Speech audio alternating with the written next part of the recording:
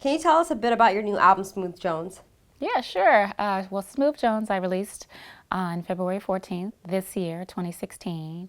It marks my 12th studio project, 8th independent project, and I'm not calling it quite an album, but it is the final appetizer before the album, and it completes an EP series called the Planet 9 EP series, and it's just a gift to my fans in a very grown and sexy vibe. We just celebrated the 18th anniversary of my very first single, It's All About Me, with this project release that came out 1998, the same date, February 14th, on Valentine's Day. So the project is available on all digital outlets. The physical copies are available on my website, mayamaya.com. In the shop, it comes with a vegan organic wine, Planet 9 wine, and some vegan chocolates, as well as a 17-month calendar. So what made you decide to go the independent route? Well, I sort of fell into independent territory upon the accidental release / leak of my fourth major project called Liberation. The release date was changed for maybe a third or fourth time, and there's a territory, Japan, that's ahead of us by almost a day. So it came out there because they didn't get the memo. And then from there it leaked everywhere on YouTube, so the album was shelved. And my lawyer basically told me that I had two choices: to go independent or go to court, sue for my back end advance. And I really just didn't feel like being in court and spend time and energy in trying to beat a dead horse. So I said, all right, I'll go independent, whatever that meant. And I didn't necessarily know what that meant until I got a call from a record label in Japan who loved my album that got leaked. So they offered me a one territory deal to do a project there. And the following year, after my major album leaked, I put out my very first independent album called Sugar and Spice, but only in Japan. And that is where I learned how to, draft all of my contracts, negotiate all of my deals, executive produce a project, and fund everything too. So that was the beginning, sort of the independent journey, and I've just stuck with it. Yeah. How do you feel about albums being leaked? Albums being leaked, it can be a great thing now with the internet and social media as well as promotion, but it really truly depends on the business side of it. If you've invested so much money and promotion and expectation, to have something leaked that was not planned on being leaked can be very devastating to all parties involved. It can spoil the impact and it's not quite so great on the return and the investment. So it really truly depends on the situation. I wasn't prepared, and no one was prepared for the leak that we experienced, but things happen. Mm-hmm. Do you feel that there's a difference in music from when you first came out versus now? Yeah, every 5 years, 10 years, there's a new wave of music, and you have all kinds of fusions happening nowadays, lots of different collaborations and genres, collaborating, fusing, clashing, mashing up. It's awesome, actually. I can definitely say that music has changed on the radio.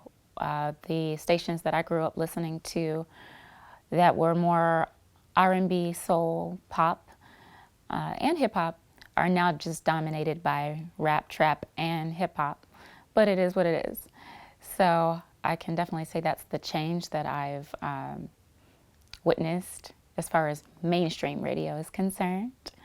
But music is pretty cool because there's so many different types, genres, and everyone is working together, from the DJs to the artists, artists to artists, relationships, producers are DJs, DJs are producers slash artists, and everyone's sort of in a free-for-all, platform, and the world is yours because anyone has a platform nowadays with the internet, which is a beautiful thing. And there is a market for everything. Do you think artists are burning themselves out by releasing music back to back? I can't really comment on back-to-back music because we are in a generation and a day and age where There is oversaturation of any type of product, and the attention span is very short. So it could be beneficial to a product or a brand or an artist to always dish out, material. It could be, but it really truly depends on the artist and the fan base and what it is you're promoting. But if you don't want to be in anything too long, I guess the best thing to do is capitalize off of what it is that you do. And if you are in the position, I don't really see where it could hurt regarding burnout. I can't really comment on that because to each his own and every situation is different. Do you see a difference in the music industry from the 90s compared to today? The difference between the music industry in the 90s to today, well, there are different compartments that I'll speak on. I can say that technology is completely different. When I first stepped into the game, I would rehearse before I got into the studio to know all of my parts and to lay to what we call to tape. So you had to sort of know what you were doing, because if you did mess up, you had to slice the tape to edit. Now you have laptops, you have computers, you have software like Pro Tools, Logic, Ableton, all kinds of stuff where anyone can make a record, and you can do it at your own expense and your own leisure, whether that be in your bedroom, bathroom, whatever. You can make an album anywhere and it be very financially feasible. Whereas in the 90s, you sort of, or even in the 80s, 70s, et cetera, you had to rent out studio space. You had to have an engineer. You can learn how to engineer, your own these days and dish out an album in a couple days, mix it yourself. There are different tiers and qualities of albums. There's a difference between recording R&B music and orchestras and live instrumentation that takes different types of rooms and all of that type of stuff. But it's a very fast world that we live in technology space. Regarding record stores, those are obsolete. You have these major stores like Walmart, Target, Best Buy that have sections of music. So I guess the anticipation is not as great anymore regarding albums or even physical single releases. We used to rush to the store back in the day to get that one single on CD or cassette tape because it was an event. It was not accessible like it is now on cell phones, on iTunes and digital platforms. And there's so many artists nowadays that it's really just hard to keep track of. It can be a beautiful thing because now everyone has a platform, but you get lost in the sauce, if you don't have the right support. And everything is in abundance. I would just have to say that in every facet or every area of advertising, marketing, promotion, in any space, whether that's sports, entertainment, music, whatever it might be. So we live in a very saturated world with lots available to us, lots of information. Yeah. What was the biggest adjustment you've had to make as an artist? Well, the biggest adjustment that I've had to make as an artist would be to protect my material, making sure that only I and my contracted engineer, mix engineer, sign paperwork. I have to generate a lot of paperwork and protect myself regarding confidentiality and hold people liable because I experienced a leak of an album that I spent 2 years on, and that is very devastating. So lots of paperwork and protection is one of the things that I've had to adjust to and make sure that I dot my I's and cross my T's on all business fronts because of accessibility and the fact that anyone can send an email. An email gets hacked into, and there you go. Yeah. Your work and all of your financial investment and time and heart, are in the public without the proper setup and, the business handled as well. Paper trail. How was it ending your deals with Interscope and Universal Motown? Well, I didn't necessarily end a deal with Interscope as far as parting ways, because it was just a transition within the Universal Music Group or umbrella, and Motown was also a Universal Music label. So it was just transitioning to a sister company. And everyone left or parted ways on good terms. You know, I still have a very cool relationship with the president, Jimmy Iovine, who's now president at Apple. And parting ways with Motown, you know, it was what it was. It was negligence on their part regarding the album leak, but I didn't spend too much time thinking about it or being bitter, because I just began to work in the independent space immediately. So there were no litigations or court cases. It was just cut and dry, free and clear, really simple and easy, you know. Everyone knows you for your voice, your dancing, most notably tap dancing. How did you get into engineering your own music? You know, I have to say that there are a lot of circumstances and situations that happen that sort of propel you to learn or just throw you into a new territory out of necessity. So often mishaps and issues lead to blessings, you know. So in 2003, one of my DJs that I was working with missed a flight, and I didn't have a DJ. I'd watched him, you know, use Pro Tools on the inbox, but I had to figure out something. So I had my songs and I had some TV tracks, we call them show tracks, and I just said, I have to figure this out. I have to edit my show. I don't have a DJ. I just need to press play. So that's how I fell into it. And I said, oh, this is cool. And then I started recording vocals, and then I started taking classes and courses and getting crash course sessions as well from some of the masters. And now I'm rough mixing records, and just taking matters into my own hands and keeping the budget down to a minimum as well. So it's been nothing short of a blessing to learn and sort of have to go through that situation where the DJ didn't show up. Yeah. So considering your success here, you've also had success overseas. How would you compare your international fans to your fans here in the US? There's really no comparison. You know, I've traveled to many parts of the world. It's hard to classify and categorize people based on borders and countries. I can speak on the vibes there and the types of music that maybe fans in Japan might gravitate toward, J-pop, K-pop in Korea. But as far as the love for music, I would have to say it's the same everywhere. You know, fans are hardcore in any territory that I go to. So maybe they respond differently to certain types of records, you know. But everyone's pretty much the same, and music is very universal and brings a lot of people together, you know. Mm-hmm. Do you still get crazy fan responses when you're out shopping? It's pretty cool, you know. I've been off of the major scene for a while, but I still, you know, I've been working harder than ever before on my independent journey.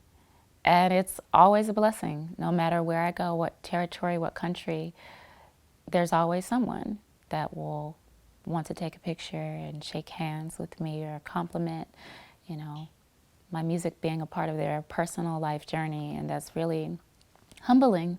So it's awesome to be in a game and do what you love for almost 20 years and it be received very well. So it's nothing but a blessing, yeah. Mm-hmm. What do you think most fans remember you for? What do I think most fans remember me for? There are a lot of different fans, you know. I have a gay pride fan base. The LGBT community will always let me know that Whatever Bitch is their anthem. And any of the times that I've performed that in public, live shows, television, you know, they go off to that song. Whereas a lot of my other fans are not quite aware of that facet or side of Maya, you know. And then I have my grown and sexy folks that let me know what songs they have conceived a child to, you know. And then there are other fans that have, you know, let me know what those songs were that resonated with their souls and helped them through rough times. So, Yeah. you know, I think everyone sort of takes a different portion of maybe projects from the past or different facets of maybe my artistry and gravitates to whatever resonates with them, which is many things, many things. So in the past, you've spoken about your charity work. You also said that Jay Prince mentored you. Can you touch on that? Yes. Yeah. Well, DC, well, philanthropy, number one, is definitely something that I've always been a part of and definitely makes my life complete and more fulfilling versus just the work, just the business. Is a balancing act, I would say. And the DC charity is called the Maya Arts and Tech Foundation, catered to inner city students. And we use technology as well as the arts to promote and implement education, keeping it fun but very engaging. Nonprofit, free of charge in the summer months. The website is tmatf.org. And regarding my independent journey with Jay Prince, the godfather of independency, he was one of the very first African American men in hip hop that paved the way for cliques like Cash Money, Rockefeller, Young Money, etc. Anyone that you see today was highly influenced by Jay Prince. And those people that have their own empires and own labels. He was the first man in hip hop to own his masters. So I sat down and met with Jay Prince at the transition of my major to independent phase to find out how we could possibly do business and work out something with all of his knowledge and expertise. So we partnered up on a mixtape called Beauty in the Streets, Volume 1. And I recorded that mostly in my hometown, DC, and Houston, Texas, where he's from. And his son, Jazz Prince, was also a part of that partnership.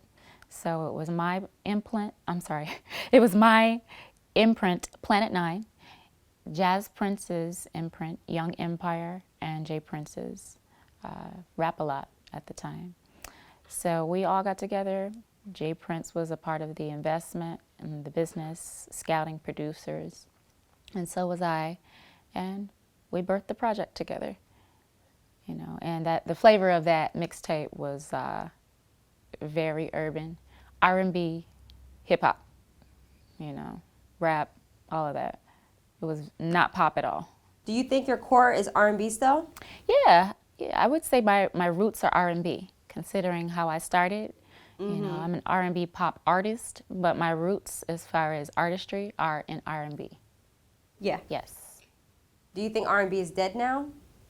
No, absolutely not. R&B is never dead. You know, R&B is soul. Soul music is thriving, maybe on different platforms, whether it be underground, very, very cool platforms. On the independent front, on the major front, I would say it's lacking on mainstream radio, because rap has dominated. But there are several artists that are still touring artists on the road that are soul, neo-soul, R&B pop. You know, it's out there. You have to search for it. But there are so many platforms that, you know, you can find if you're looking for it outside of mainstream. Now in the past, you worked with Nicki Minaj, and it was before she blew up. How did that come about? I was in Atlanta recording with several different producers. I was also recording for the Gucci Mane mixtape or project, and we spoke about Nicki, and I was telling him how much of a fan I was. So he connected us, and Nicki was in the studio with Juicy J, Gucci, and I stopped through and I played her a song called Ponytail that I was actually in the midst of recording. So she heard the demo version, and I let her know about the mixtape and the project it would be on, and wanted to know if she wanted to get on it and hop on it. So I sent it to her via email, and she sent it back 2 weeks later. So it was really awesome to have her, you know, two empowered females on a very sexy track. Could we see something from you guys in the near future? Well, that's all dependent upon the business, you know. If you're signed to a major label, they charge quite a lot to establish a feature or lock down a feature. You know, it's not always, hey, can you jump on this song?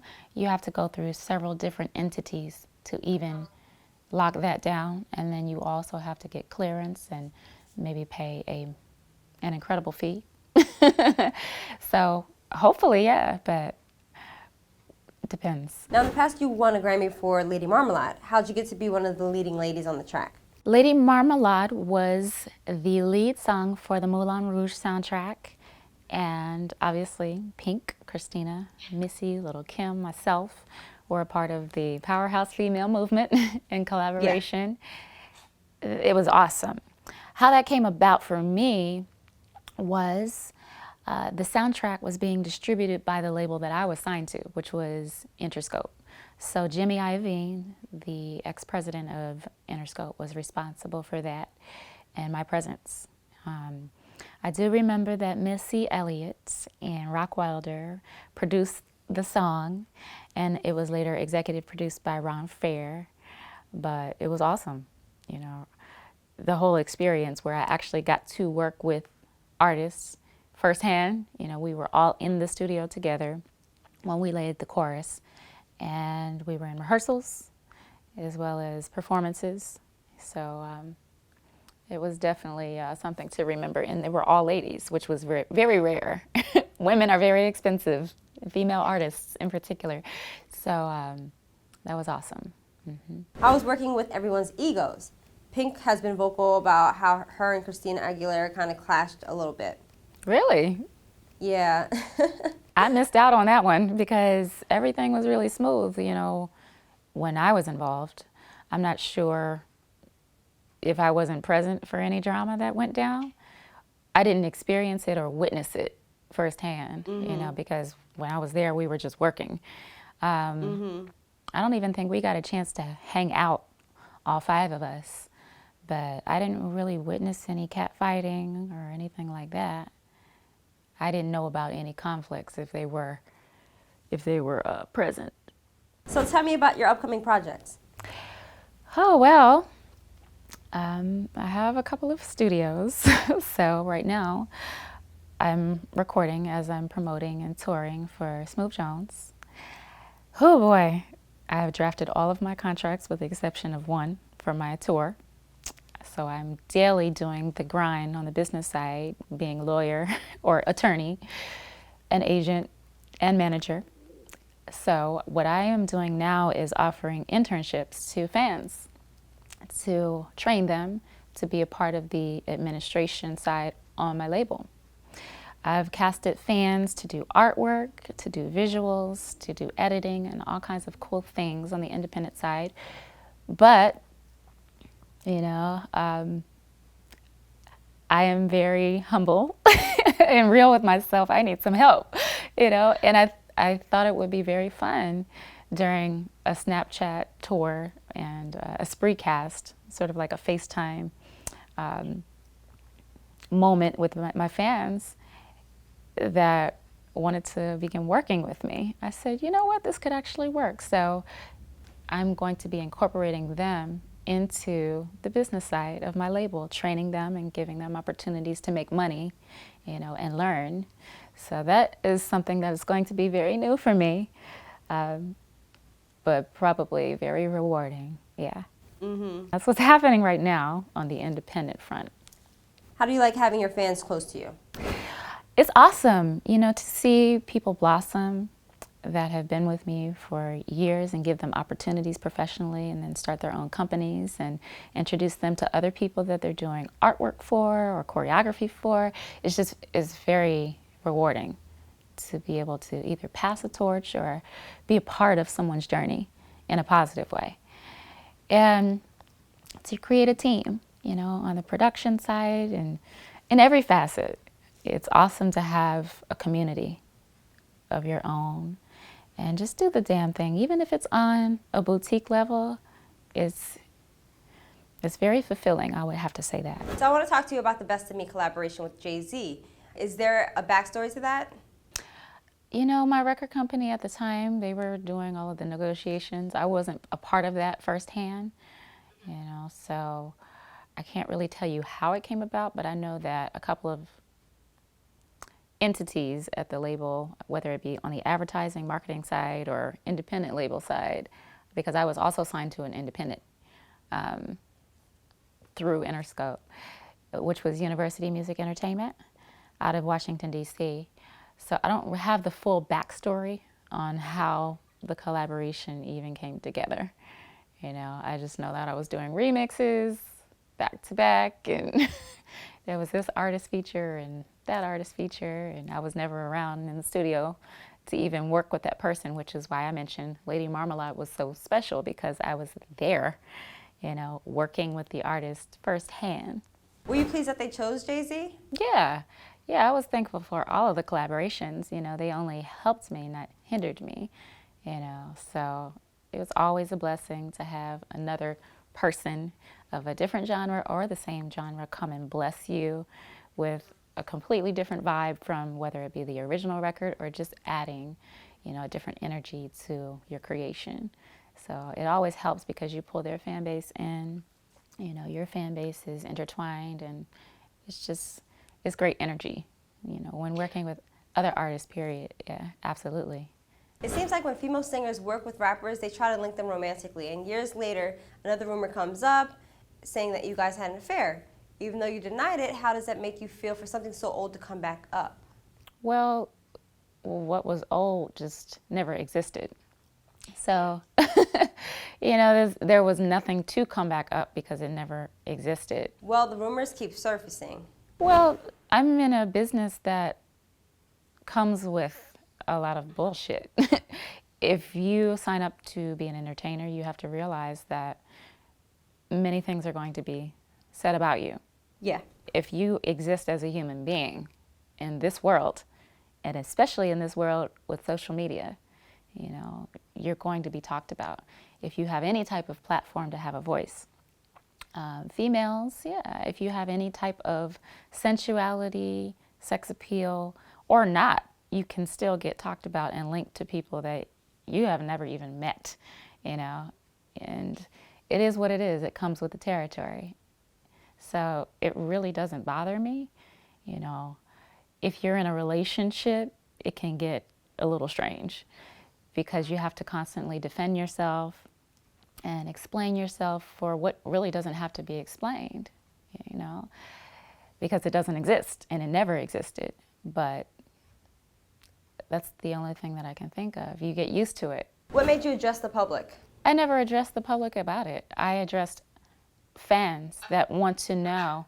So I don't make statements for controversy and press and all of that stuff. I answer my fans that may genuinely be concerned and have a question. But you have to understand, and that was also a lesson to me, that anything you do, say, gets snapshotted, you know, retweeted, Yeah. and everyone is all over it, whether it be television, blogs, whatever, you know, and you don't necessarily owe anyone an explanation, but fans that follow want to know, you know, and I think it's important when it comes to your character, not to shy away from it. It's okay to tell the truth, you know, and it's okay to give somebody a run for their money if they're disrespecting you, especially when you're a female, you know. Yeah. Because we're often taught not to. And it's just self-protection. And you can't avoid a lot of things, but you do have a voice. And I don't like beating a dead horse. I don't like coming across as me trying to defend myself and come across as innocent. But people get carried away. And, you know, they do want to know. Inquiring minds would like to know sometimes. Like you said, people are so quick to screenshot, pull out their phones. There was a video of you performing at a strip club, and many fans were shocked, but you looked like you were having a great time. I celebrate myself wherever I choose, whenever I choose. You know, I've been performing in strip clubs for a long time, but because we're in a cell phone era where now they are illegal in strip clubs or many different places where they were not before because of social media and promotion. Those that were not aware were completely surprised. I have a ball you know, and it's the same thing I would do on a gay pride stage that I would do on in a strip club stage. I was having the time of my life and I was celebrating me, you know. So I will not stop celebrating me. And I'm a liberated woman that makes my own decisions and I have no regrets. I don't live in fear and I do not operate from that place. Yeah, you've been doing it since you were 18, right? Yeah. A little illegal. A little illegal, but yeah. You know, I really love to explore, you know, and perform in different areas. That's where I test records. That's where I understand my fan bases. That's where I get inspired. You know, every scene. There's the ball scene and the LGBT community. There's the strip club scene, you know, where you make specific records for the ladies. There are all kinds of places and different venues that I performed from theaters to amphitheaters to jazz fest to tap dance fest to you name it. And every place is different with a different demographic. But, you know, I'm inspired by other people that are not necessarily a recording artist, you know. I pull from lots of different areas. So as far as how shows and offers come about, that's usually on the professional side. You know, I look at all the facts and say, oh, sure, you're doing a grand opening? All right, cool. Or where is this? You know, how much money am I making? You know, what do I get to learn from it? May I interview some of the girls that work there, etc. So it really truly depends on how I'm feeling. You know. I read that you said seeing those women perform is empowering. Well, you can't believe everything that you read. Yeah. Because that's not what I said. Mm-hmm. What I said was I feel empowered. Yeah. Talking to people all walks of life. Mm-hmm. And that includes the gay community, abused women, broken teens, you know, strippers, a lot of people that have been criticized and judged. And when I hear backstories, it can be empowering for the abused woman that, you know, takes matters into her own hands and finds liberation and independency in a job that allows her to take care of herself so that she can leave a situation that is not healthy for her. So yes, in that circumstance, it can be empowering for you not to have to succumb or surrender to some bullshit that you don't deserve because of finances. So I've learned that by just sitting down and listening to people's stories. You know, what I have not said was taking your clothes off is empowering, which the media will spin. I said women are beautiful whether they are fully clothed or not. From every facet, whether that be the mind, the heart, the body, the soul. You know, there's many different components to an individual versus just the flesh. But as you know, you have to be very careful what you say, you know. And yes, it can be empowering in different circumstances as it pertains to that person. But me personally, I'm empowered when I connect with different people and understand them. The common denominator in people is the struggle, you know, and then finding what you relate to and how you can be an asset to them, relate to them or them to you. So that's what I find empowering about stepping into different territories. Now there are a lot of young female artists that talked about being mistreated in the industry. You have Grimes and Kesha. How do you think it affects them, and do you think it's changed since you first started? Well, you know, I can't say that all women are treated unfairly, disrespectfully, but I can say that that happens all over the world in every or any industry in any circumstances, whether it be personal relationships, in business, etc. You know, you must protect your space, but you don't necessarily know what the agenda is behind someone speaking down to you, at you, etc. there are horrible things that happen every day, whether it be in the industry or not, mentally, Yeah. emotionally, sexually, financially. And you have to break down your value. You really have to assess that and your standards. And it's very difficult if you don't know it, if you can't identify it regarding what's coming at you. And that takes some time to maybe step away if you walked into this game not knowing who you are and your limitations. You know, there can be power plays and ultimatums given for the people that hold the power, whether that be toward a female or male artist. Mm-hmm. You know, I often find that a lot of women that I speak to suffer from that, you know, but you really have to, you really have to protect, you know, what you allow yourself to believe, because it will be fed, whether it be your body image, what you need to change about yourself, how you need to sound, what you need to look like, how you need to dress, who you need to date, what you need to say. You grow into that. If you start early in any game without knowing who you are and being solid in some type of foundation, it's very dangerous for you as an individual.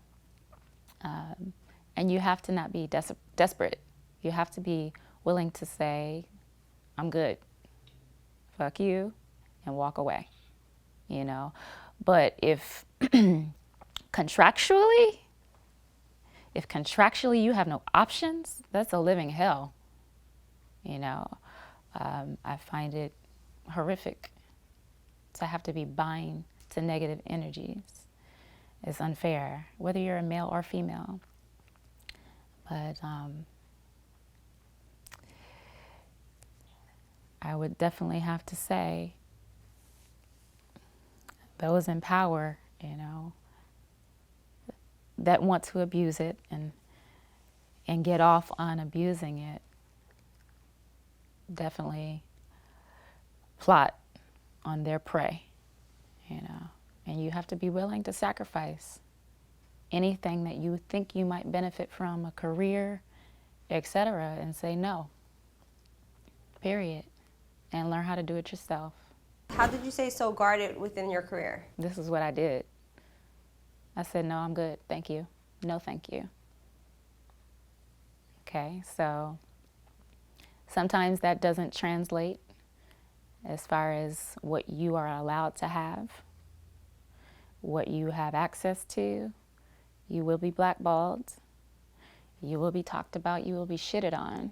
You will be rumored about. But you have to stand strong on what you don't care for. It's not that serious to me, you know, if I have to sell my soul. And people will still try to manipulate, you know, the perception of you regardless. But as long as you can go to bed at night and look in the mirror and be happy and say, thank God, you know, I've been kept. I'm still solid on who I am as a person. I understand that I might have sacrificed something in the physical world, but the spiritual world is not worth it. You're okay. You don't need to do anything. What you need to do is protect every part of your life, your spirit especially, because everything else is connected to that, you know. And I have people to take care of, so I don't have time to play games, time to be on drugs, time to be on alcohol, you know, trying to put a Band-Aid over stuff that I can't live with.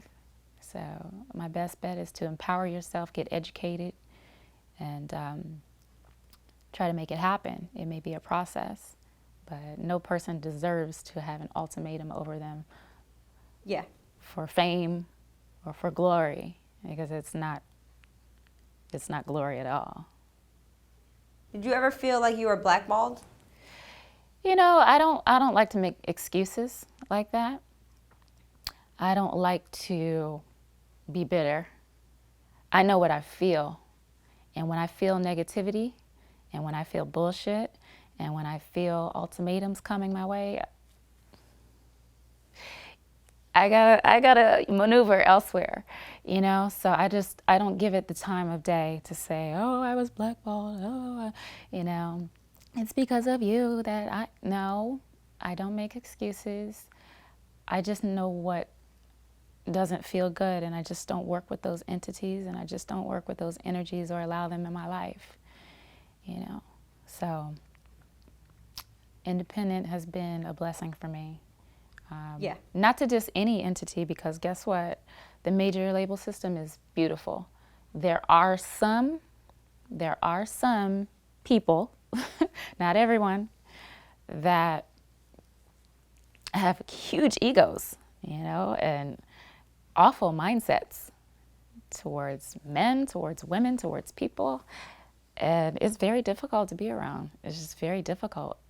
And the way they define success is not your idea of success.